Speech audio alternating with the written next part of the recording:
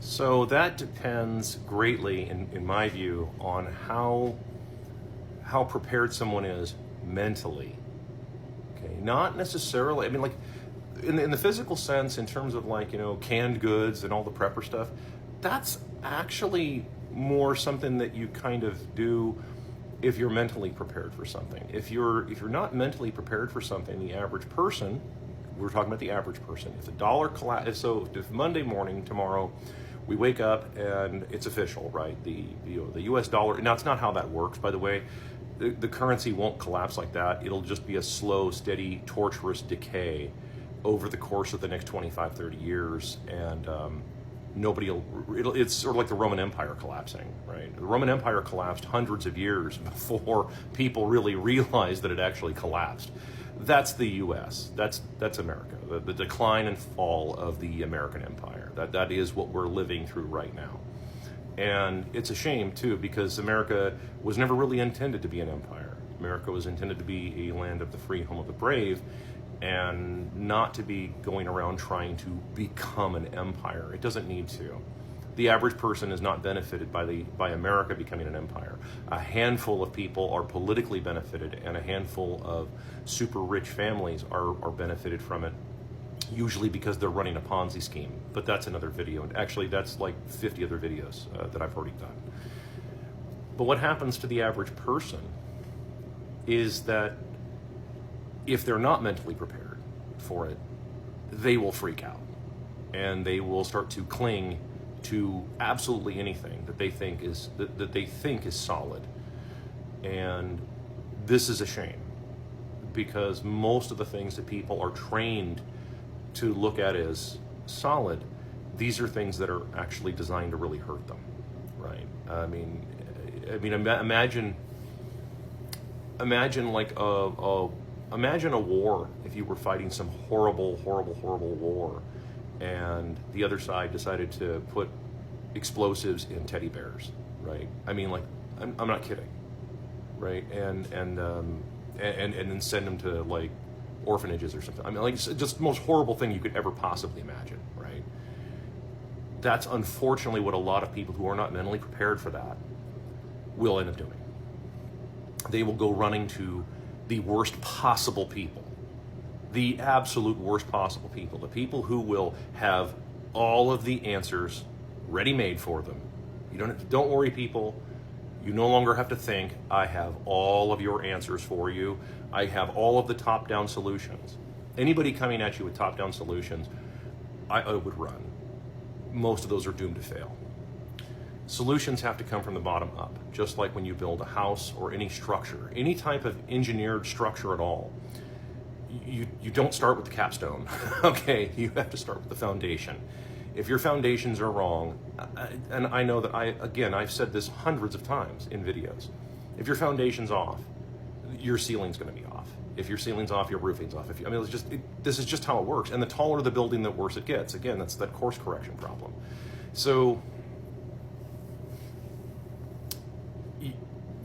the average person who is not prepared mentally is going to be taken advantage of. They're going to fall prey to every cult, every crazy way of thinking, and solutions that are ready-made by people who do not have, or may not have, their best interests in mind, or they are just ignorant themselves and they are just grasping at anything they can, right? Like this, remember my analogy, like you start life in the middle of a movie.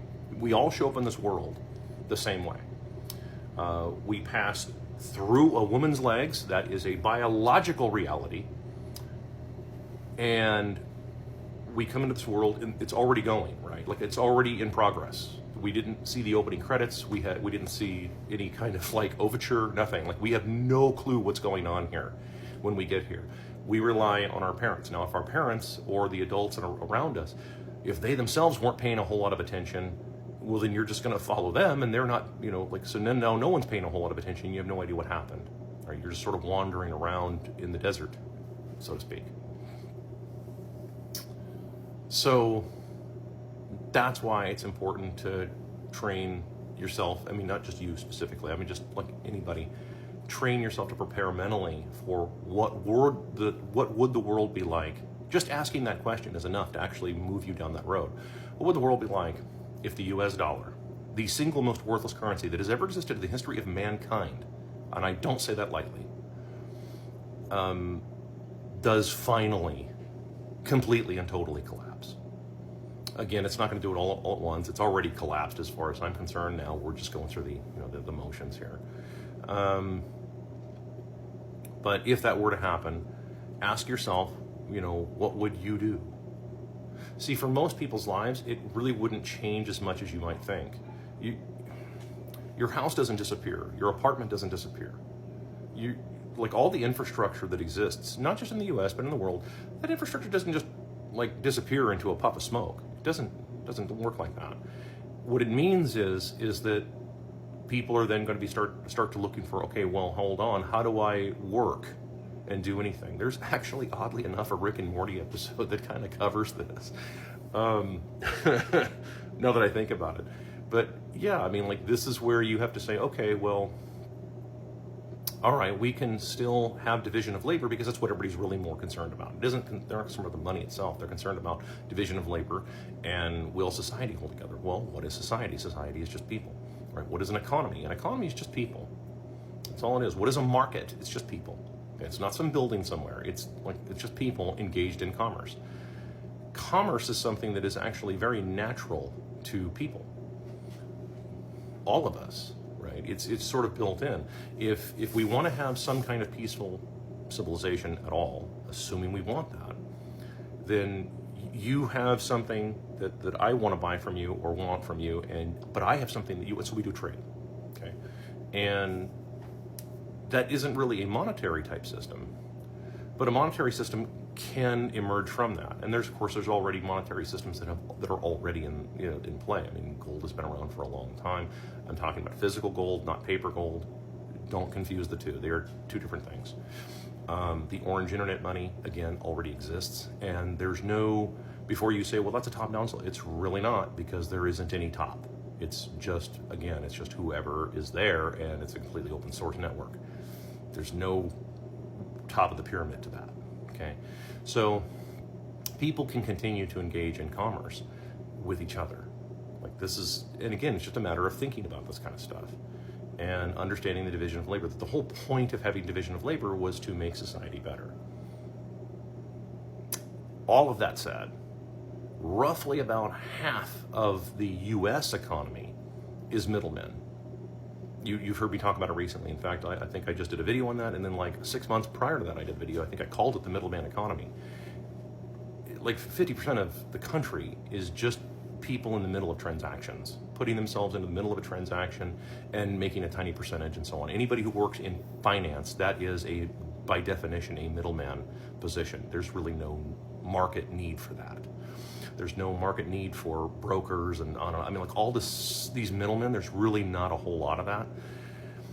Because these are people that are, by definition, they're really doing a whole lot. They're just injecting themselves in the middle. Well, with the advent of the internet, it makes it easier to get rid of a lot of middlemen, right? And middle women, not to be sexist. So now those people that are in the middle who have really maybe no appreciable skills, I would tell them that you should be learning something like right now.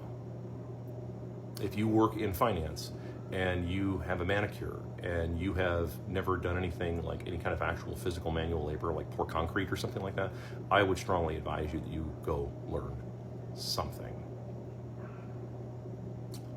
You're not going to want to do it, but I mean, I would strongly advise you to do something in that physical manual labor, because that's kind of what would be necessary for quite a while, as people realize that, yeah, the fog is over, and now we have to, in order to maintain all of this, people are going to have to do a lot of work, because you can have all this cool stuff, but you got to maintain it, which means you got to have people who know what they're doing to maintain it, which means you have to have people who actually understand why whatever it is that you're maintaining functions in the first place.